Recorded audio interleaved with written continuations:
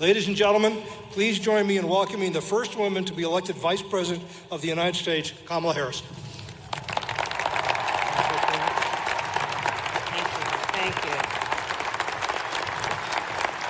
Good morning, and congratulations to the cadets of Air Force Academy Class of 2024.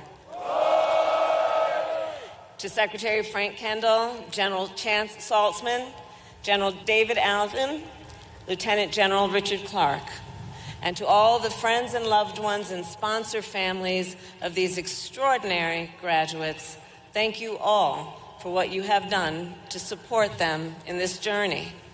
And again, I applaud all that you have done every day. In 2020, as a United States Senator, it was my privilege to nominate 5 cadets to this class: Lindley Davis, Elizabeth Deards, Kyle Moats, Noel Marani, and Jarixa Vega. And as Vice President, I know firsthand the excellence produced by this academy.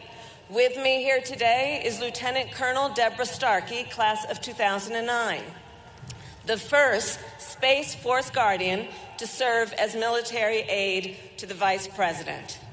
Lieutenant Colonel Zachary Fulton, class of 2007, and Major Anthony Navaroli, class of 2013, who flew me here on Air Force Two. And since taking office, I have flown nearly 400,000 miles across continents with the help of graduates of this very academy. So it is my firsthand experience that this academy produces some of the greatest pilots in the world. Indeed.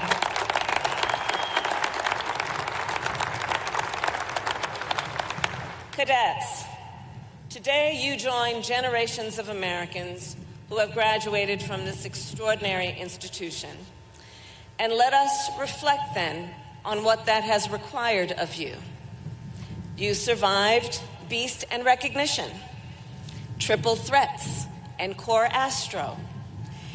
And many of you even made it through Saigon Hall. Many. Together, you also celebrated victories at Acceptance Day and Commitment, and at ring dance and job drops. And I am told, on occasion, you did some celebrating off campus as well. At Parkway, and at Dub House, mostly apparently on Thursdays. And I am informed that if you came back a little late and missed DI, or if you were one of the cadets who decided to, quote, borrow the superintendent's license plate, that today you could still have some tours to march off. Well, and I think your parents and family would be happy to know, you should know that I believe in the power of redemption. So to all whom this applies, listen carefully. I hereby waive any confinements and restrictions for minor violations of the cadet disciplinary system. You're welcome. Class of 2024. 4 years ago, you arrived here as strangers. And today, you graduate as one class and one family, united in selfless dedication to service and to our country. I believe there is no more noble work that one can do than to serve our nation in uniform. On behalf of our Commander-in-Chief, President Joe Biden, and our entire nation, it is my honor to congratulate you on taking your place in the long blue line. Today you join the United States Joint Force, our sword and shield. Today you join the ranks of the United States military, warriors who possess extraordinary skill, discipline, and dedication. Today, you join the greatest fighting force the world has ever seen.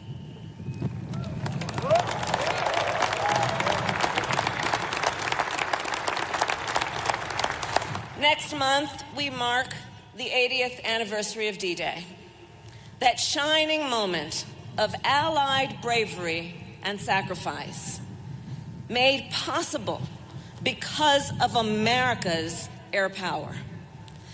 In the months leading up to the landings, it was our pilots, our planes, and our air crews that knocked the enemy from the sky. It was America's forces in the air that bombed train tracks and fuel depots to prevent Nazi reinforcements from reaching the front lines, and helped defeat tyranny and fascism in Europe. 80 years ago, over the beaches of Normandy, America won control of the skies, and we have kept it ever since. From air-to-air combat over the Korean Peninsula, to providing close air support in Vietnam, from our dominance in Desert Storm and the Balkans, to Iraq and Afghanistan, America's record of air and space superiority has been unmatched and unbroken. And today, around the world, our allies are in awe, and our adversaries in fear of America's dominance in the air. We see it on NATO's eastern flank, where our air patrols deter Putin from extending and expanding his war of aggression. We see it in Ukraine, where our weapon deliveries and missile warnings help the people of Ukraine defend their homes and homeland, their sovereignty and territorial integrity. We see it in the Indo-Pacific, where our presence ensures a free and open region. We see it in space, where America's military watchful eye protects and supports our forces. And we see it in the Middle East, where last month, when Iran launched an unprecedented attack on Israel, it was our air and space forces that mounted an unprecedented defense, along with our allies and partners. More than 300 drones, cruise missiles, and ballistic missiles were fired at Israel. And thanks to our airmen and guardians, 99% of those threats did not hit their target. Cadets,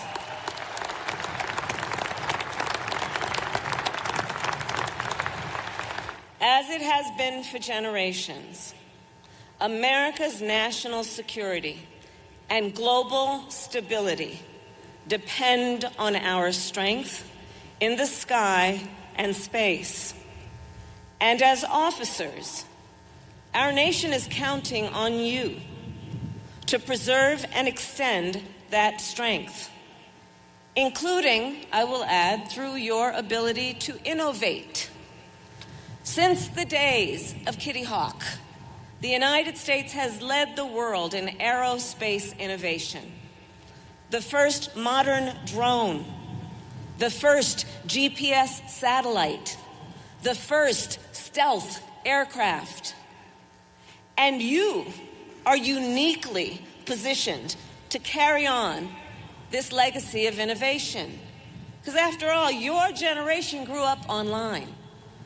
Technology that might be unfamiliar or even intimidating, maybe to some people on the stage, I don't know, but to previous generations, is intuitive and even exciting to you. Here at the Academy, it is you that built aircraft designed to neutralize drones.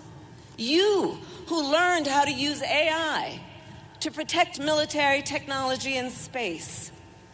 And as a point of personal pride, as chair of the National Space Council, I was particularly proud to learn that last November, you designed, built, and launched your own satellite, Falcon XX.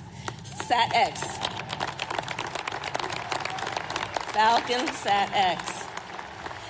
And I am confident that as the nature of warfare changes, you will make sure that no one will ever match, much less exceed, America's military power.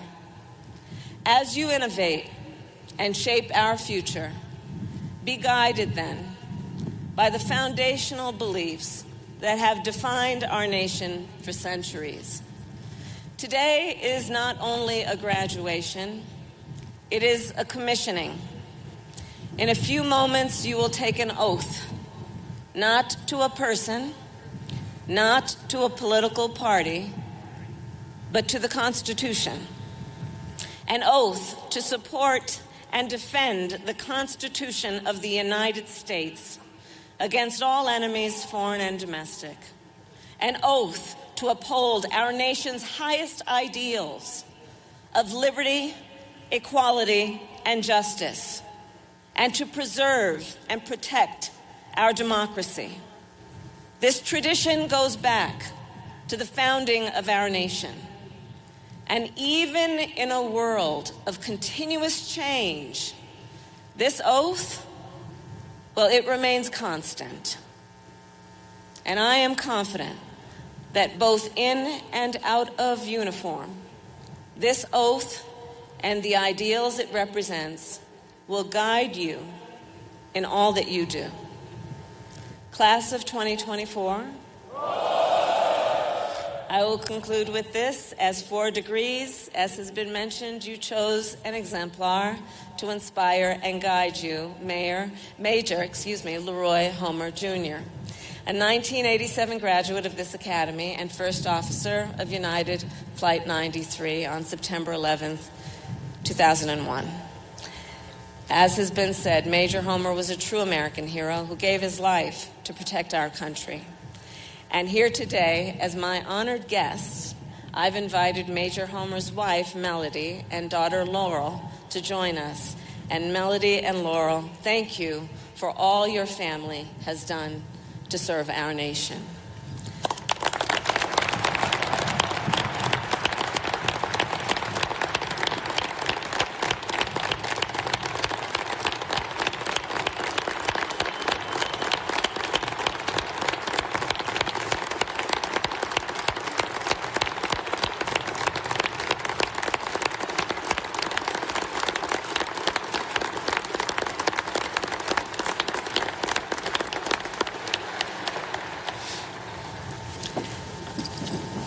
So looking out at these cadets, we know Major Homer's vision and his spirit lives on. And graduates then, finally, I will say, wherever you go from here, you are ready. You all are ready.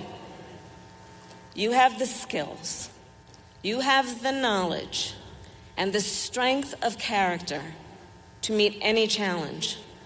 You are warriors.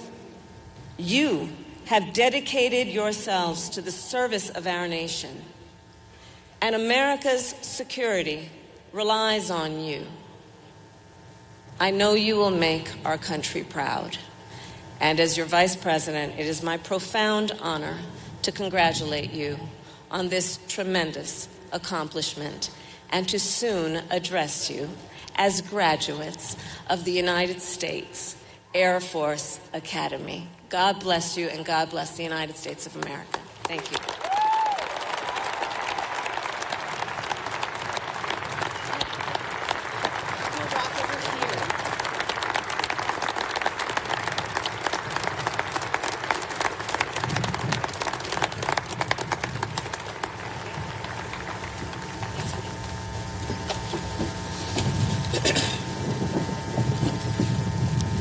Ladies and gentlemen, the class president for 2024, Cadet First Class Adedapo Adeboyejo, the Summer Cadet Wing Commander, Cadet First Class Haley Kim, the Fall Cadet Wing Commander, Cadet First Class Isaac Bates, and the Spring Cadet Wing Commander, Cadet First Class Abigail Worley, will present the class gifts to the Vice President of the United States.